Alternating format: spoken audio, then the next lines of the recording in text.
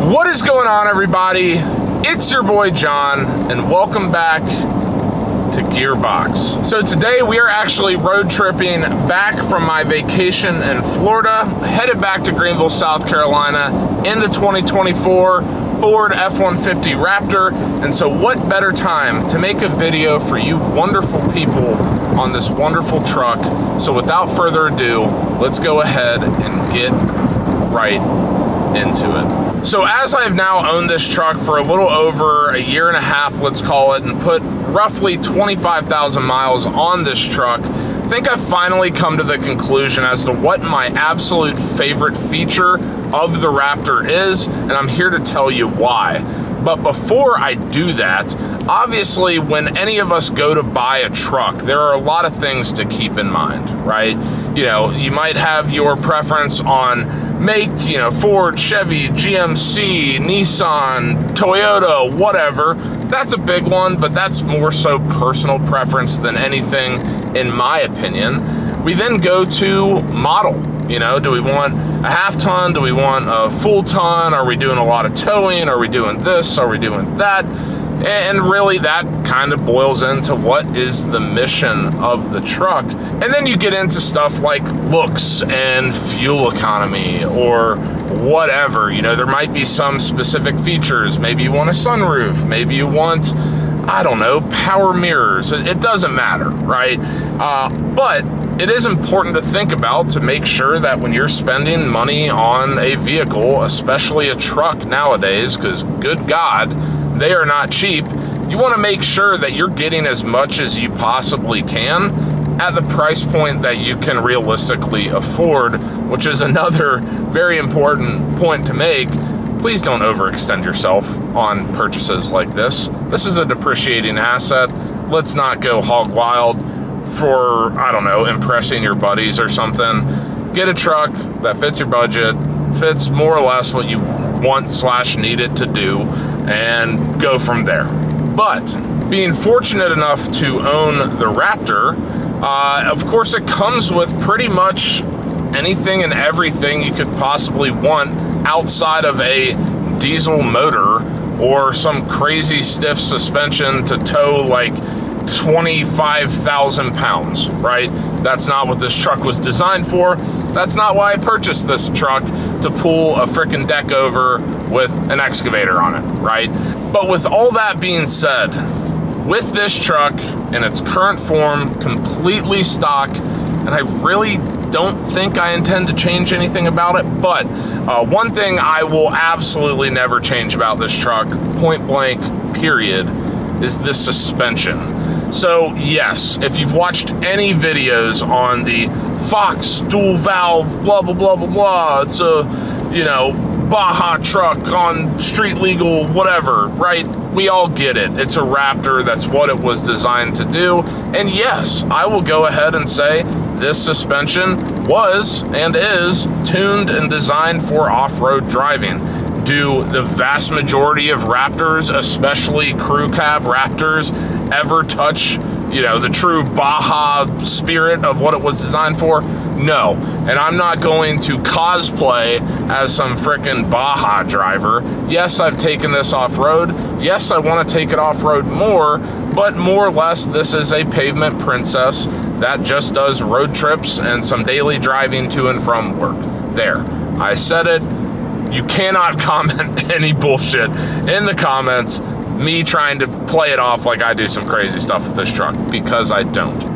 But what I will say is this suspension, as good as the F-150 suspension is typically on a non-Raptor, let's call it, this suspension is absolutely unbelievable. And I'm only going to talk about road going, right? The ability for you to, let's call it, tune the suspension, really the dampening, to your, you know, liking is huge. I think the stock version of the dampening on this, so a normal suspension mode, is great. It rides like a truck. Nothing too crazy to write home about, but it is, you can definitely tell it is a step above, you know, standard F-150, Silverado, whatever suspension, right? Now, when you start getting into the sport suspension mode, stiffens it up, allows you to take corners a little bit better. I have played around with that a bunch, and it is honestly a fairly dramatic difference if you have the ability to like feel suspension. It's a pretty significant difference. To the untrained eye, let's call it, maybe not.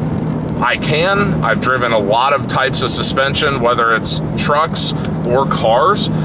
So I do have a pretty wide range of ability, let's call it, to be able to sense this stuff. And the sport suspension really tightens it up and allows you to drive it in a sporty way.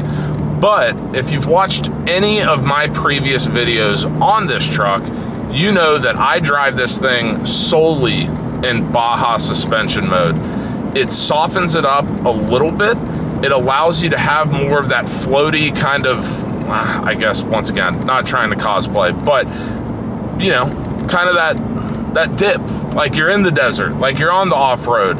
And if you've ever driven in roads in South Carolina, Georgia, Florida, whatever, in the South, the infrastructure isn't exactly the best. So having that suspension allows for an unbelievably smooth ride, and it's honestly one of the greatest things that I love about this truck, especially from the standpoint of road trips. Right now I am, let's call it 3 hours in to a 7.5 hour drive, and it just, it goes. You know, there's nothing about it that is harsh in any way, shape, or form. I just went over all these bumps in the corner there. I'm sure you maybe saw the camera shake a little bit, but I'm telling you, as you're sitting here driving it, it is unbelievable. I don't like to say it is like riding on a cloud, because that makes it feel like a big boaty kind of, I don't know, old Cadillac or something, but it's sporty, but it's soft, if that makes any sense at all. And for these long road trips, or even just around town, I'm telling you, it makes a huge difference compared to getting in my buddy's F250 or maybe a stock F150, not lifted, nothing. It's just, it's jolting to some degree.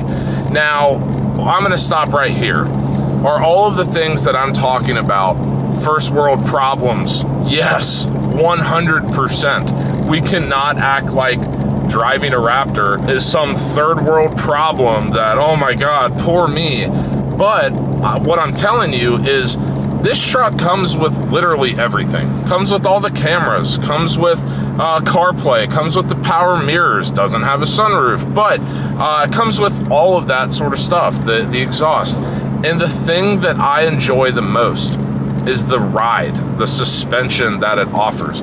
It looks cool, it feels cool, I feel confident in the ability of the suspension, and yes, once again, I want to test it out more and more each day, and I will, but for the 99% of driving that I do, I genuinely think this suspension package suits me for what I need it for, and I enjoy it. Now that's the other thing, is for what I like, you might not like, or vice versa, right? But being able to, you know, configure it in such a way that fits your driving style is massive to me. I know that was something that I struggled with, you know, kind of crossing up here, but if you watched any of my videos when I had the Subaru WRX and I put it on air suspension, I pretty much knew immediately, yes, it was cool sitting in parking lots, but the ride was harsh. I was terrified I was gonna blow an airline. It just was not a confidence-inspiring suspension setup, and that's ultimately why I decided to switch to coilovers as opposed to air suspension for a multitude of reasons. But switching to those coilovers allowed me to drive that car confidently. It allowed me to not, you know, question the reliability or anything like that. And the same thing goes with this truck. If I were to ever buy a Raptor truck at this point, and let's also exclude like if I ever needed a diesel to tow. Let's just say I bought a stock truck to build to my own liking, and we're not towing crazy or anything like that, I would 100,000% put a comparable suspension that this truck has on theoretical new truck. It just works for me. It is the most comfortable ride I've ever experienced in an SUV or a truck. And I think it goes a long way when you're doing these long road trips. It's, once again, maybe a minor detail to some, but I think it goes and speaks volumes for Ford's development on the suspension for this truck, and just on the development of the truck in general, how the suspension plays such a minor role in some ways, but a massive role in other ways, just depending on how you really look at it. But I can tell you wholeheartedly that this suspension setup is absolutely amazing, and that feature alone is where I come back time and time again and say, you know what, out of all that this truck has to offer, that might be the reason why you should buy this truck.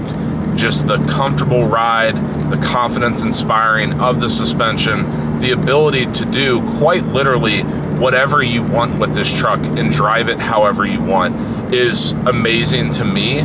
And definitely something that should be considered for any of you guys who are looking at getting into a Raptor.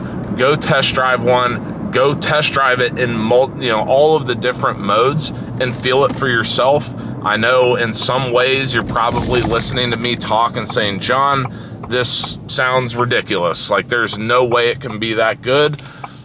I promise you, it doesn't suck. So go try it for yourself. So guys, that is gonna do it for another episode of Gearbox. If you have any questions on the suspension or maybe the differences and the different drive modes, please drop them in the comment section down below. If you like this video, if you like the suspension on the 3.5 gen F-150 Raptors, give this video a big fat thumbs up, hit subscribe, hit the notification bell. You know the drill. Until next time, peace.